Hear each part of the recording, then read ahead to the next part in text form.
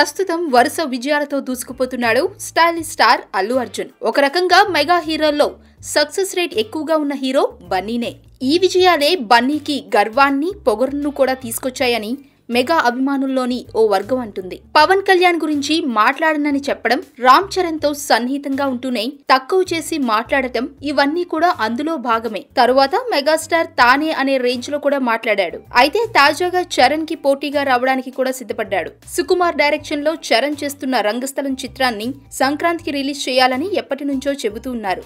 ఈ విషయం బన్నీకి తెలియంది కాదు. అయితే వక్కంతం వంశీ దర్శకత్వంలో బన్నీ నటిస్తున్న నా పేరు సూర్య చిత్రాన్ని సంక్రాంతికి విడుదల చేస్తామని తాజాగా ఆ చిత్ర యూనిట్ ప్రకటించింది. ఇది బన్నీకి తెలియకుండా జరగదు. కావాలనే చరణ్ కి పోటీగా వస్తున్నాడని, బన్నీకి నిజంగా పొగరెక్కువైందని మెగా ఫ్యాన్స్ ఆగ్రహంతో ఉన్నారు.